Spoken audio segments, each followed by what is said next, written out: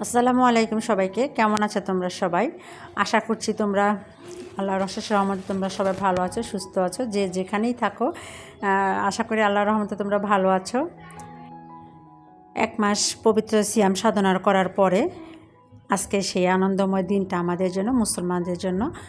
আজকে সেই হচ্ছে ঈদ উল ফিতর, ঈদের দিন আজকে। সবাইকে ঈদ উল ফিতরের শুভেচ্ছা। ঈদ মোবারক, ঈদ মোবারক, ঈদ মোবারক সবাইকে। এই তো সকালবেলা শ্যামাই রান্না করতে চুলায় রান্না করে চলে আসছি।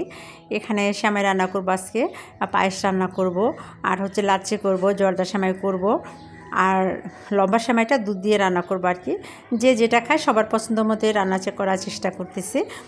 আর এখানে অনেক সকালে আজকে ঘুম থেকে ওঠা হয়েছে, যেহেতু এখানে 8টার সময় জামাত ছিল, সকালে 6টার সময় ওঠা হয়ে গেছে। আর রোহান তো সাফন ওরা সবাই জামাতে চলে গিয়েছে নামাজ পড়তে। যেহেতু 8টা থেকে জামাত, ওরা 7টার সময় ঘর থেকে বের হয়ে গিয়েছে। ওদেরকে বের করে দিয়ে আমি শ্যামাই রান্না করতে চলে আসছি। ঈদের দিন না শ্যামাইটা আমি একটু বেশি করে রান্না করি।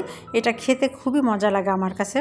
এক মাস রোজার পরে, যদিও রোজার মধ্যে কিন্তু কয়েকবার খাওয়া হয়েছে, তারপরে ঈদের দিনে যে শ্যামাইটা রান্না করা হয় সেটা কিন্তু অনেক মজা লাগে। আমি জানি না কার কাছে কেমন লাগে, কিন্তু আমার কাছে কিন্তু বেশ মজা লাগে। তার জন্য আমি শ্যামাইয়ের পরিমাণটা সব সময় একটু বাড়িয়েই করি ঈদের সময় যখন করি। আর এই তো শ্যামাই তো রান্না হয়ে গেছে, এখন আমি টেবিলে রেখে দিয়েছি। নামাজ পড়ে এসে যে যার মতো খেয়ে নেবে আর কি। আর এই তো আমার না আজকে বাড়িতে যাওয়ার কথা ছিল, আমার বাড়িতে টাঙ্গাইল যাওয়ার কথা ছিল, কিন্তু কোনো একটা কারণে যেতে পারি নাই। রোজার মধ্যে তো যেতে পারলাম না। সবাই আমার ভাই বোনরা সবাই ঈদের আগেই চলে গিয়েছে, ওরা 27 রোজায় চলে গিয়েছে সবাই। আমার যাওয়ার কথা ছিল, কিন্তু আমি কোনো কারণবশত যেতে পারি না। কিন্তু আমি খুবই আশা ছিলাম যে আজকে ঈদের দিনে আমি সবাইকে ওদেরকে রান্না করে দিয়ে আমি চলে যেতে পারবো, কিন্তু কোনো কারণে না যেতে পারলাম না। সেই জন্য একটু মনটা খারাপ, যে বাড়িতে গেলে তো সবার সাথে ইচ্ছা করতে পারতাম। আমার ভাই বোনেরা সবাই আছে ওইখানে, যেতে পারলাম না, সেই জন্য একটু মনটা খারাপ। যাই হোক, মন খারাপ নিয়ে হোক আর যেভাবে হোক রান্না তো করতেই হবে সবার জন্য। যেহেতু আমি এখানে আছি, আমার জালেরা আসছে আমার সাথে ঈদ করতে। আমরা সবসময় যখন আমি যদি বাসায় থাকি, তাহলে আমার জালেরা সবাই আমরা একসাথে ঈদ করি। ও আমার জালও আসছে এবার, আমার এক জাল আসছে, আর ওনারা এবার আসতে পারে নাই। যাই হোক, আমি এখানে রোস্টটা রান্না করতেছি, আর গরুর মাংস আর হচ্ছে পোলাও রান্না করব। আর তো সেমাই তো হয়ে গিয়েছে অনেক আগেই। এটা ছিল দুপুরের আয়োজন।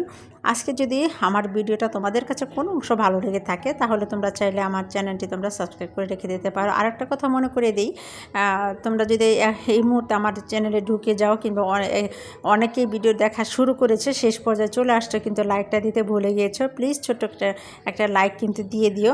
একটা লাইকের কারণে কিন্তু আমার এই ভিডিওটা অনেকের কাছে পৌঁছে যেতে পারে। তোমাদের কারণেই কিন্তু আমার এই ভিডিওটা অনেকের কাছে পৌঁছে যেতে পারে। সেজন্যই আবারও বলতেছি, তোমরা ছোট্ট একটা লাইক দিয়ে শুরু করো।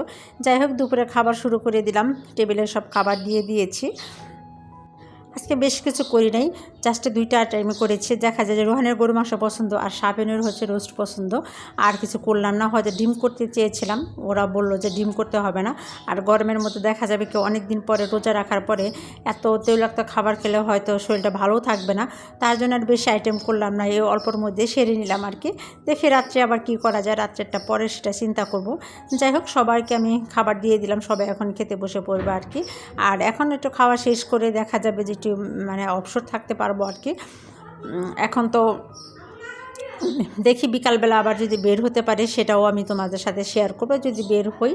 আর এতে সবাইকে ডাকাডাকি করে এখন আমরা সবাই একসাথে খেয়ে নেবো আর কি।